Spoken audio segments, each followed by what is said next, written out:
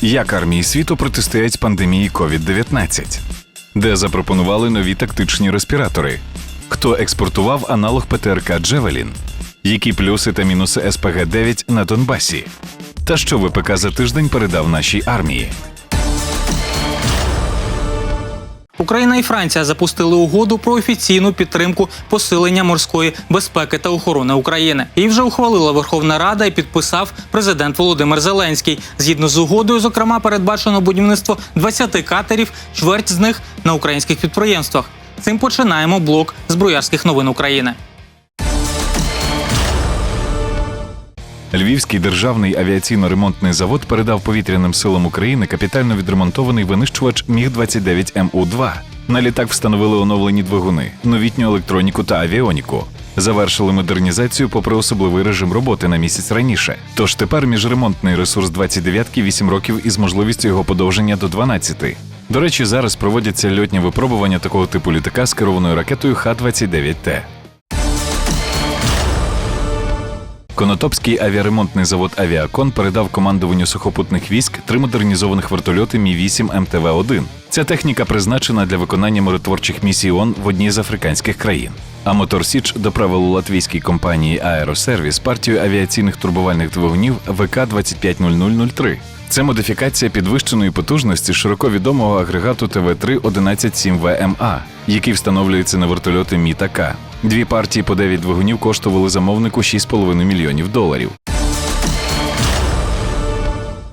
Наприкінці робочого тижня на Одещині пройшли вдалі випробувальні пуски комплексу крилатих ракет Р-360МЦ «Нептун». Задля безпеки тестування в Чорному морі був обмежений район плавання. Повітряний простір стерегли винищувачі Су-27М1 та Су-27УБМ, а також літаки Держприкордонслужби DA-40 Diamond. Мы сегодня закончили стрельбу первыми 3 изделиями на дистанции около 100 километров. Получили положительные результаты попадания. Я надеюсь, что наша дальнейшая работа в ближайшее время закончится принятием на вооружение данного комплекса «Нептун». До речі, наприкінці березня відбувся черговий етап випробувань ракети «Вільха-М» від конструкторського бюро «Луч». Попередня версія коригованого снаряду «Вільха» вже на озброєній армії, а ця ракета впевнено влучає в ціль на відстані 120 кілометрів. Шепетівський ремонтний завод передав Збройним силам України 5 відремонтованих самохідних артилерійських установок 2С1 «Гвоздика». Цього року держпідприємство вже відвантажило армії 11 таких, а також 4 самохідні гаубиці 2С3М «Акація». Тим часом у системі закупівель «Прозоро» Міноборони оголосило 6 лотів на ремонт бронетехніки у місцях розташування на загальну суму 10,7 мільйонів гривень. Це танки, спеціальні машини, БМП, БТРи, дозори Б і Саксони. Загалом 16 типів техніки. Аукціон відбудеться після 10 квітня, а послуги необхідно надати до 15 грудня 2020 року. Житомирський бронетанковий завод передав українській армії партію відремонтованих бойових машин піхоти. Мова про 5 БМП-1 та 2 БМП-2, на яких відновили всі системи і агрегати, замінили несправні прилади, перевірили роботу озброєння тощо. Ці процедури проводилися згідно з дворічним контрактом, який уклали 2018-го. У зв'язку з особливим режимом під час карантину до виконання державного оборонного замовлення залучаються лише працівники, які є критично важливими на своїх ділянках. Державний науково-дослідницький інститут випробувань і сертифікації озброєння та військової техніки за результатами випробувань ухвалив рішення щодо можливості надходження міномета МП-120 на озброєння Збройних сил України. Хоч виробника не названо, проте маркування свідчить, що міномет пропонує українська бронетехніка. Нагадаємо, завод «Маяк», який виробляв проблемні М120-15 «Молот», минулого тижня відновив роботу та через Верховний суд повертає у власність свої активи. Державний концерн «Укроборонпром» повертає своїх працівників в Україну. Зокрема, 14 співробітників Одеського авіаційного заводу успішно доправлені з Уганди, де вони здійснювали ремонт і модернізацію навчально-бойових літаків. Попри закриття кордонів обох країн через коронавірус, дипломатам вдалося вирішити це питання, і авіакомпанія Jonik Airlines повернула українців додому. Також 3 спеціалісти держконцерну прилетіли з Пакистану. Зараз у різних куточках планети працює близько сотні працівників «Укроборонпрому». Набрав чинності закон про внесення змін до Закону України про державний бюджет на 2020 рік щодо безперервного харчування військовослужбовців. 30 березня його ухвалила Верховна Рада, а 1 квітня підписав президент Володимир Зеленський. У пояснювальній записці йшлося, що підприємство-переможець тендеру відмовилося надавати відповідні послуги через пандемію COVID-19, що могло призвести до проблем із постачанням харчів Збройним силам України та іншим складовим сил безпеки, зокрема залученим до операції Об'єднаних сил. Якщо я вимовлю слово «сапог», то лінгвісти звинуватять мене у вживанні русизмів, а військовим відразу спаде на думку станковий гранатомет СПГ-9 «Спис». Він надійшов на озброєння радянської армії в 1963 році, проте така зброя досі допомагає протистояти проросійським силам на Донбасі. Більше про зразок знає Геннадій Салівон.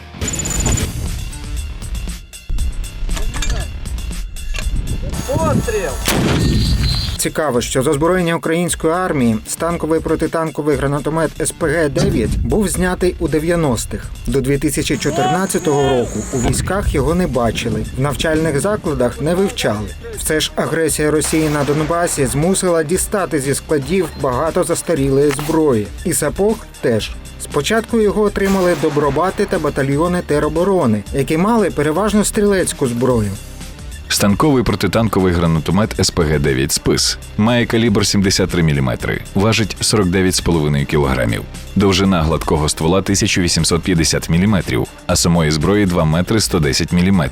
Початкова швидкість кумулятивної гранати 435 метрів на секунду, а максимальна 700. Осколковий 316 метрів на секунду. Пробиває моногамну броню в 300 мм.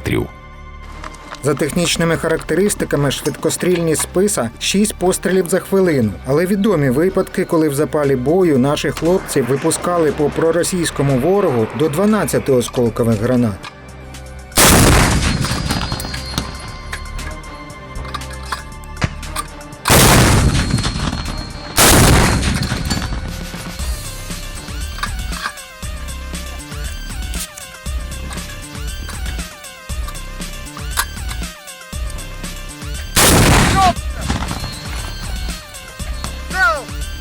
«Сапог», як називають його у військах через абревіатуру, дуже полюбився військовим, зокрема через те, що його легко опанувати, інколи просто на позиціях. Постріл! Свій бойовий досвід я починав зі Сур-Могили, Степановки, Боковоплатово, і це всі пішли села, коли ми брали в 2014 році. Це коли наступали до нас ці танки, з такого орудія воно дуже сильно вражало ці танки. І я думаю, що на теперішній час кожен курсант Національної академії, який вчиться і має вчитися, і потрібно, щоб він це знав і вмів. На СПГ є штатний відкритий приціл та від'ємний денний оптичний для прямого наведення з кратністю 4,2. Бійці швидко до нього пристосувалися, адже сітка прицілу подібна до того, що на гранатометі РПГ-7. Тут є позначки «Кум» і «Оск». Але «Кум» – це не той, з ким хрестили дитину. Це означає кумулятивний, а «Оск» – відповідно осколковий. І цей барабан міняє сітки прицілу для різних типів боєприпасу. Це зумовлено тим, що кумулятивна та осколкова гранати мають різну конструкцію та балістику. Кумулятивна легше і розганяється реактивним двигуном. Уламкова важить понад 5 кілограмів і має лише вибивний заряд. Вишибний заряд для осколкового пострілу. На кумулятивний йде майже такий же, тільки з іншою навіскою пороху. Тут 785 грам нітрогліцеринового пороху, який при пострілі виділяє порядка 6 кубометрів розпеченого газу. Огонь!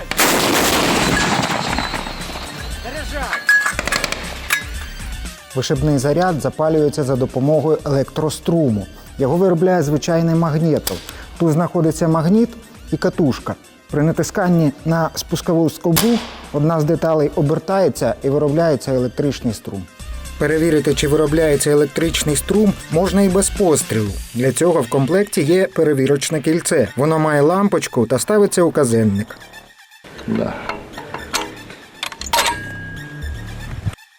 При різних температурах повітря порох горить із різною швидкістю. Це впливає на швидкість снаряду. Проте конструктори врахували і такий варіант.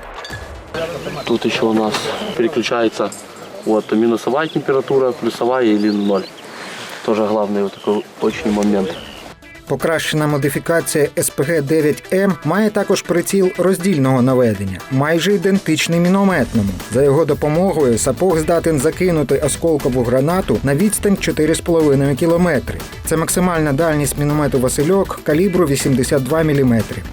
Наш підрозділ, який знаходиться на закритій вогневій позиції, він невидимий для противника. Тобто ні спалахи пострілів, ні дим, який утворюється в результаті стрільби, він невидимий для противника.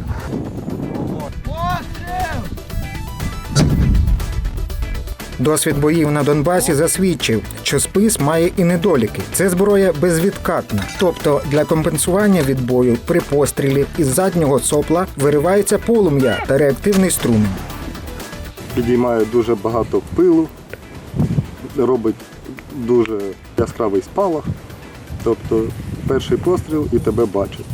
Може зробити ще другий, третій і треба вже міняти позицію, бо в тебе ціляться, в тебе будуть стріляти. Користувачі зброї, коли хочуть охарактеризувати якийсь зразок як нескладний, кажуть простий як сапог. Проте навіть невибагливий СПГ потребує догляду. Контактна група загрізняється після кожних 20-30 пострілів і приходиться чистити, бо потім не зводиться постріл після спуску. 3-4 хвилини розбираються, просто прочистити контакти самі для електроспуску і все. Засунув і готовий до стрільби. Завдяки кмітливості наших військових СПГ здатен виконувати завдання, до яких він конструктивно не пристосований. Наприклад, вести вогонь вночі. Сань, тільки не спіши. Слава нації!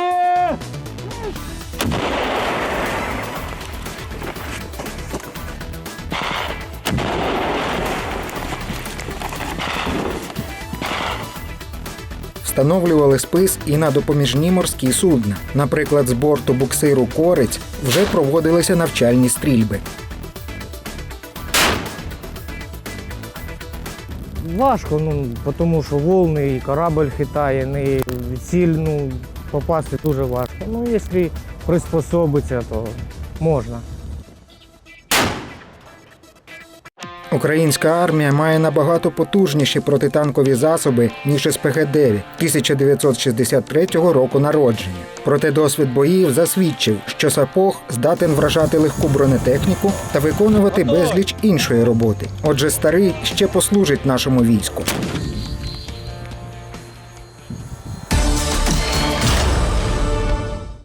За останні 5 років російський експорт озброєння та військової техніки зменшився на 18%. Про це стало відомо з аналізу Стокгольмського інституту досліджень проблем миру Сіпрі. Виснажена війнами в Україні та Сирії, санкціями та низькою ціною нафти, у наступні роки Росія демонструватиме ще гірші результати. Так починаємо блок новин ВПК «Світо».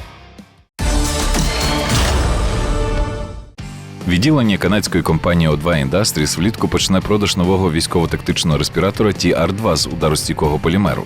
Цей створили з нуля, бо перша версія базувалася на цивільних моделях компанії і виділялася переважно своїми кольорами і модифікованою підвісною системою.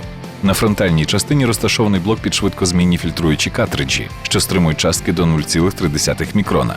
До базового комплекту за $225 входить регульована підвісна система, полімерна маска та змінні картриджі. За додаткову плату можна придбати інші сумісні опції. Поки в Україні сумують за збанкрутілим заводом «Буревісник», який би щороку міг випускати по 400 апаратів штучної вентиляції легень, турецькі зброярі презентували щойно створений прототип такого девайсу. Його спроєктувала фірма «Біосіс», а виготовив виробник побутових приладів «Айцелік». Технічну підтримку та своїх інженерів надали компанія «Байкар», що виробляє безпілотники «Байрактар», а також підприємство «Аселсан», яке спеціалізується на військових засобах зв'язку та електронних системах. Обидві компанії також замовили по 250 таких апаратів, щоб підтримати виробника та захистити своїх працівників. У Сербії випробували наземну роботизовану систему «Мілош». Роботу над нею 2017 року почав місцевий військово-технічний інститут і компанія Special Products Factory Наменська. Керують безпілотником із командно-контрольного пункту, змонтованого на базі автомобіля.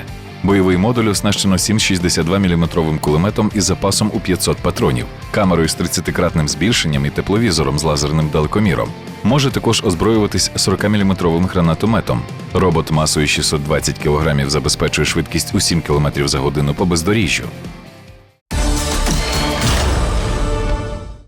Корпорація Норінко оголосила про виконання першого експортного контракту на постачання протитанкового ракетного комплексу AJ-12. Клієнт терміново потребує цих ракет третього покоління, тому виробник відвантажив їх минулого тижня.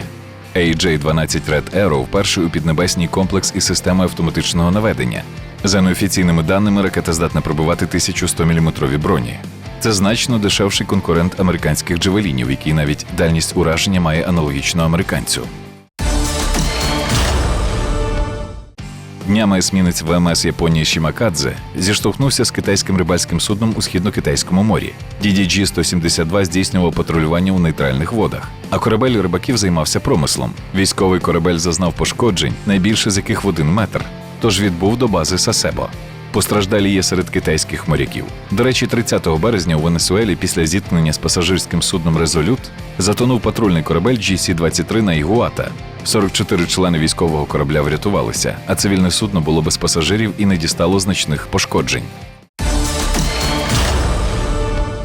Французькі вертольотоносці «Містраль» та «Діксмут» допомагають у протидії пандемії біля островів в Індійському та Карибському морях. Десантний корабель «Тоннере» залучили до евакуації хворих COVID-19 з Корсики. Тим часом до Нью-Йорка прибув плавучий шпиталь USNS Мерсі на 1000 ліжок та 11 операційних, а до Лос-Анджелеса аналогічне судно USNS Комфорт. А Росія, відправивши совкову допомогу до Італії, вирішила врятувати ще й американців. З аеродрому Чкаловський до США вилетів Ан-124-100 «Руслан» з медичним обладнанням, засобами захисту, масками, які американці ж придбали. Що не зробиш заради зняття санкцій, коли барель нафти вже по $10. Міністерство оборони Індії повідомило про підписання контракту держпідприємства Hindustan Shipyard Limited з 5 виробниками на будівництво кораблів комплексного постачання Fleet Support Vessel за турецьким проєктом. Вартість 5 суден водотонажністю 45 тонн складе $2,1 мільярда. У планах побудувати головний корабель до 2024 року, а решту з інтервалом у 10 місяців кожний. Тож, за прикладом США і Китаю, Індія активно скуповує техніку забезпечення військ. Перший прототип китайського регіонального турбогвинтового літака MA-700 доправлений для статичних випробувань у державному центрі провінції Шенсі. Зразок, що знадобиться і для військових місій, вже замовили вітчизняні та іноземні покупці у кількості майже 200 одиниць. На борт MA-700 візьме 70 пасажирів. Його максимальна дальність польоту – 1700 кілометрів, а гранична швидкість – 550 кілометрів за годину. Цікаво, що зразок оснащується західним обладнанням та двигунами. Літак має отримати сертифікат наступного року, а здійснити перший політ 2022-го. Компанія СААБ почала будівництво першого двомісного літака Gripen F. Таких до ВПС Бразилії має надійти 8. Від одномісної версії ця відрізняється додатковим кріслом, дисплеєм та органами керування. Таке компонування дозволить навчати другого члена екіпажу або розділяти навантаження під виконання завдань між пілотами. На підприємстві у Лінчепінге пройшла церемонія різки металу для винищувача та зібрані перші компоненти повітрозабірників. Тим часом армія США уклала додаткову угоду на постачання до березня 2023 року ще 78 багатоцільових винищувачів F-35 вартістю $4,7 мільярда. Наступного разу дізнаєтесь про переозброєння французької армії за програмою «Скорпіон». А на сьогодні це все. Дивіться нас на 24-му каналі та Ютубі Військового телебачення України. Бережіть себе та близьких.